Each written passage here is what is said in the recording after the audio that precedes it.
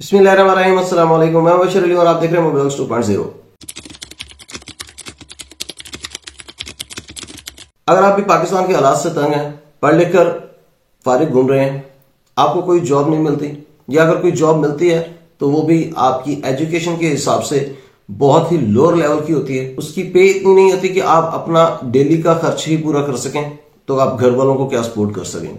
या फिर आपको इस लेवल की भी जॉब नहीं मिलती कि आप अपना खर्चा ही थोड़ा बहुत उठा सकें, या लोएस्ट लेवल की जॉब भी आपको नहीं मिल रही, या आपको जॉब मिलती है या ऑप्शन मिलता है कोई तो वो भी रिश्वत या फिर सिफारिश के बगैर नहीं मिलता, जो कि आपके पास नहीं है या आप वो करना नहीं चाहते, तो फिर आपके लिए ये कंट्री नहीं है।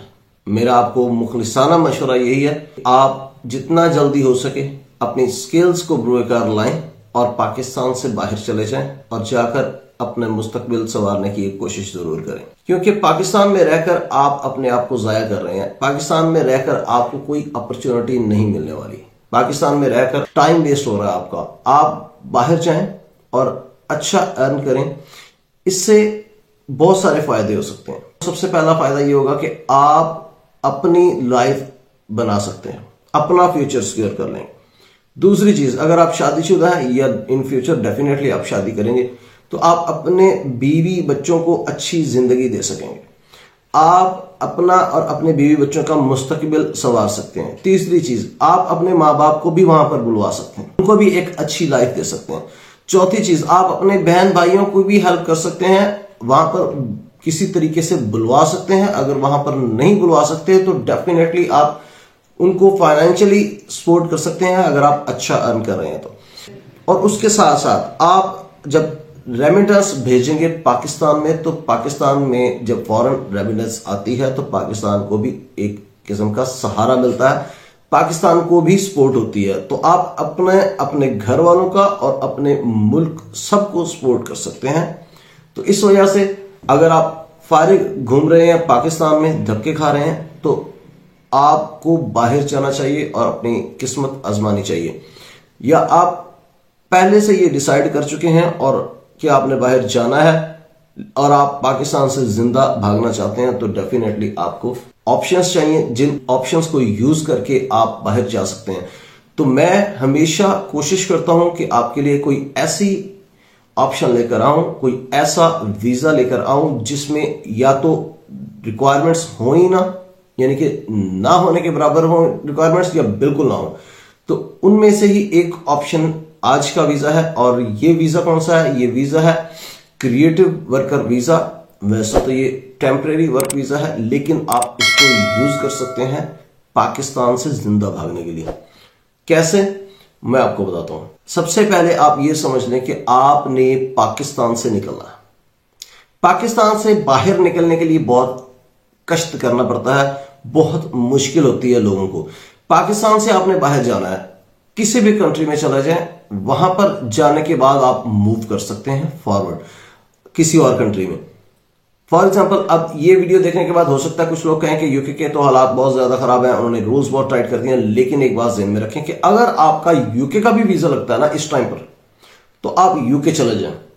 यूके जाने के बाद आपके लिए इतने ऑप्शंस ओपन हो जाएंगे कि आपके बिल्कुल साथ आयरलैंड है, जो कि इंग्लिश स्पीकिंग कंट्री है, और उसके साथ पूरा यूरोप है।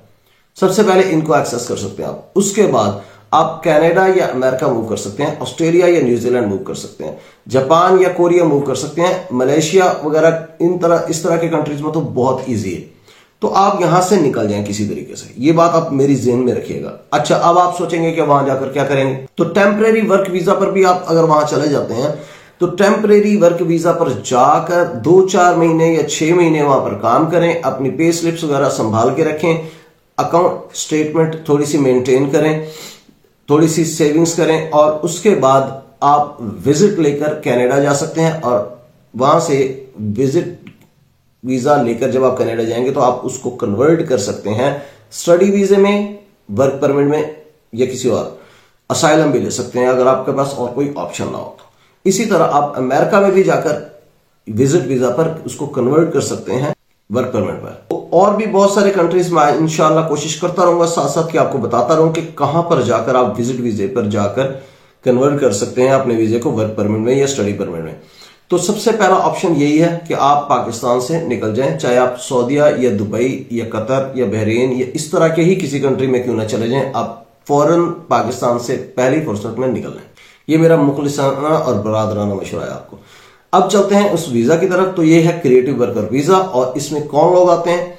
इसमें यूजुअली वो लोग आते हैं जो आर्टिस्ट, जिनको कहा जाता है, चाहे वो म्यूजिशियंस हों, सिंगर्स हों, एक्टर्स हों, मॉडल्स हों, या फिर फिल्म क्रू या ड्रामा क्रू या इस तरह के जो लोग होते हैं, वो लोग इसमें आते हैं। अगर आपका ऑलरेडी ताल्लुक है इस फील्ड से तो आपके लिए बहुत ही जबरदस्त चीज है। अगर आपका ऑलरेडी इस फील्ड से ताल्लुक नहीं है तो कोई मसला नहीं, बना लें। आप फौरन से पहले अपना कोई पोर्टफोलियो वगैरह बनाएं और उसमें आप अप्लाई करना शुरू कर दें। आप कहें कि जी मेरा बहुत पैशन है इस फील्ड में, मैं तो यही काम करना चाहता हूं। कोशिश करें, कोशिश करने से कुछ भी पॉसिबल हो सकता है, कुछ भी इम्पॉसिबल नहीं होता। ठीक है, ये आपको लोग जो डराते हैं ना कि ये नहीं हो सकता, वो नहीं हो सकता, मैं नहीं कर सकता, आप नहीं कर सकते, उन लोगों से दूर रहें। आप सब कुछ कर सकते हैं, कोशिश जारी रखें, अल्लाह ताला इंशाल्लाह जरूर कामयाबी देगा।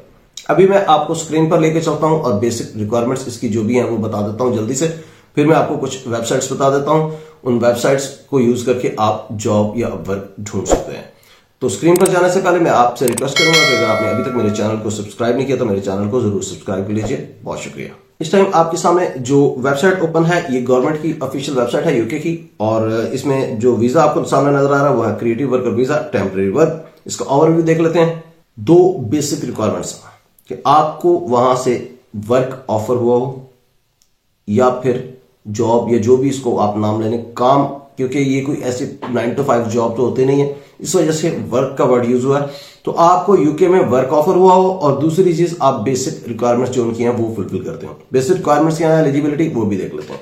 उसके बाद क्या है कि आपके पास एक कॉज लेटर यानी कि सर्टिफिकेट ऑफ स्पॉन्सरशिप होना चाहिए। उसके बाद क्या है जी, आप कब अप्लाई कर सकते हैं? तो आपके जो कॉज लेटर के ऊपर ज्वाइनिंग डेट होगी उससे 3 महीने पहले आप अप्लाई कर सकते हैं। उसके बाद 14 डेज आपका जो वीजा लग जाएगा, तो जिस ज्वाइनिंग डेट से 14 डेज पहले आप ट्रैवल कर सकते हैं यूके के लिए, और जो वीजा आपका लगेगा उसके टाइम ड्यूरेशन, जो प्रोसेसिंग टाइम है वो 3 वीक्स है। अच्छा, हाउ मच इट कॉस्ट? तो उसमें यह है कि आपको आपके पार्टनर यानी कि आपके हस्बैंड या वाइफ, स्पाउस जो भी है, और आपके हर बच्चे को, यानी एक बच्चा है, 2 बच्चे हैं, 3 बच्चे हैं, सबको इंडिविजुअली आपको एक तो एप्लीकेशन फी सबकी सेपरेट होगी, और दूसरी चीज आपका हेल्थ इंश्योरेंस जो है वो सेपरेट होगी, जिसको यहां पर हेल्थ केयर सरचार्ज का नाम दिया गया है। यहां पर जो एप्लीकेशन फी है वो है 298 पाउंड, वो नीचे दी हुई है अगर आप एप्लीकेशन फी के सेक्शन में देखें, और ऊपर जो हेल्थ केयर सरचार्ज दिया गया है उसको अगर आप देखें तो वो 624 पाउंड है। लेकिन इस टाइम जब आप ये वीडियो देख रहे होंगे, अगर तो आप ये 6 फरवरी से पहले ये वीडियो देख रहे हैं तो ये 624 पाउंड है, लेकिन 6 फरवरी 2024 से ये इंक्रीज हो जाएगा बाकायदा, और इंक्रीज होकर ये फी जो हेल्थ सरचार्ज है वो हो जाएगा 1035 पाउंड। तो ये एक साल के लिए एक बंदे का 1035 पाउंड हेल्थ सरचार्ज है। फॉर एग्जांपल आप अकेले जाएंगे तो आपको 1035 पाउंड पे करना पड़ेगा, और 298 यानी कि 298 पाउंड आपकी एप्लीकेशन फी होगी। तो ये आप इसको देख लीजिएगा। उसके बाद क्या है जी, आप कितना स्टे कर सकते हैं? तो ये नॉर्मली ये वीजा लगता है 1 साल का, और ये मैं आपको अभी बता देता हूं कि ये एक्सटेंडेबल है। ये नीचे बिल्कुल वाज़ेह तौर पर लिखा हुआ है, you may be able to extend your visa. अच्छा, अब यहां पर नीचे है कि आप क्या कर सकते हैं इस वीजा पर यूके में जाकर और क्या नहीं कर सकते। तो आप स्टडी कर सकते हैं इन सम कोर्सेज। आप जिस वीजे पर या जिस स्पॉन्सरशिप लेटर पर, कॉज लेटर पर जा रहे हैं, जिस एम्प्लॉयर के लिए जो काम उसके अंदर डिफाइन है वो काम कर सकते हैं। उससे रेलेवेंट सेम फील्ड में आप 20 आवर्स और काम कर सकते हैं। और जो शॉर्टेज ऑक्यूपेशन लिस्ट है जिसका लिंक ये सामने नजर आ रहा है, skilled worker shortage occupation list, इसको आप चेक कर लीजिएगा। इसमें से किसी भी फील्ड में आप 20 आवर्स पार्ट टाइम और भी काम कर सकते हैं, और उसके बाद आप अपने बीवी बच्चों को भी साथ लेकर जा सकते हैं। तो इससे आपको अंदाजा हो जाएगा कि एक तो वो काम जो आपको दिया गया है वो कर सकते हैं, रेलेवेंट फील्ड में एडिशनल वीकली 20 आवर्स कर सकते हैं, और शॉर्टेज ऑक्यूपेशनल जो लिस्ट है उसमें से किसी भी फील्ड में आप 20 आवर्स और भी काम कर सकते हैं वीकली। तो इससे आप इजीली सर्वाइव भी कर सकते हैं, ना सिर्फ सर्वाइव कर सकते हैं, अगर आपको अच्छा काम मिल जाए तो आप सेविंग भी बहुत अच्छी कर सकते हैं, जिसकी बेस पर आप विजिट वीजा लेकर किसी और कंट्री में जा सकते हैं और वहां जाकर जॉब ढूंढ सकते हैं और वहां पर अपने वीजा को कन्वर्ट कराकर वहां पर सेटलमेंट की तरफ जा सकते हैं। और इसमें एक और चीज बताई गई है कि आप क्या नहीं कर सकते, तो आप पब्लिक फंड्स क्लेम नहीं कर सकते और आप अपना बिजनेस नहीं कर सकते। तो बेसिक एलिजिबिलिटी यही है कि आपके पास कॉज लेटर होना चाहिए, आपको काम मिल जाता हो, और दूसरी चीज ये कि आपके पास कुछ बेसिक जो फंड्स हैं 1270 पाउंड होते हैं फर्स्ट मंथ के लिए, वो अगर आपका एम्प्लॉयर कॉज लेटर पर लिख दे कि मैं इसको सपोर्ट करूंगा तो वो भी एग्जाम्प्ट हो जाता है।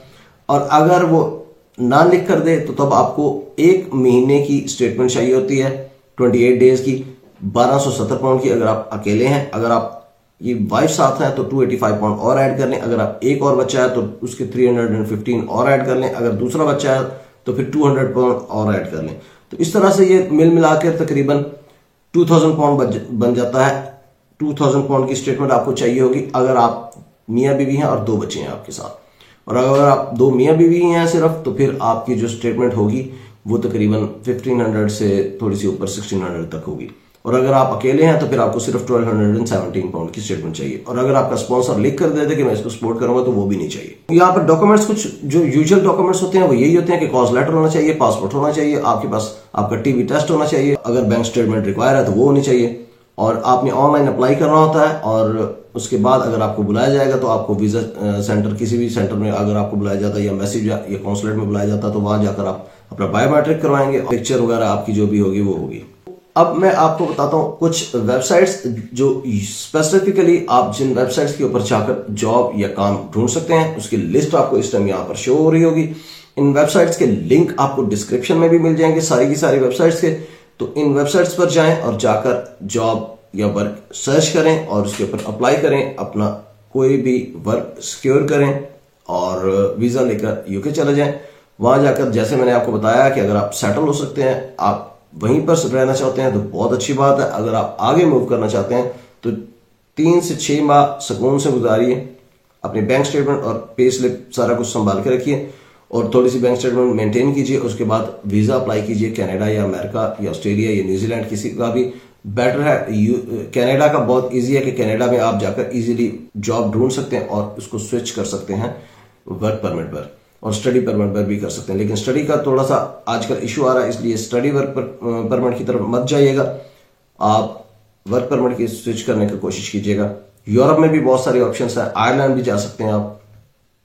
तो अगर ये आपको वीडियो पसंद आई है तो लाइक शेयर सब्सक्राइब करना मत भूलिएगा। मेरे चैनल को अगर आपने अभी तक सब्सक्राइब नहीं किया तो मेरे चैनल को जरूर सब्सक्राइब कर दीजिएगा। इस वीडियो को सदकाचार्य समझकर शेयर कर दें, हो सकता है आपके एक शेयर से किसी का भला हो जाए, किसी की लाइफ बन जाए या फ्यूचर सिक्योर हो जाए। अपना बहुत सा ख्याल रखिएगा और मुझे जरूर अपनी दुआओं में याद रखिएगा। बहुत जल्द इंशाल्लाह आपसे मुलाकात होगी किसी नई अपॉर्चुनिटी और अपडेट के साथ। तब तक के लिए इजाजत दीजिए। अल्लाह हाफिज।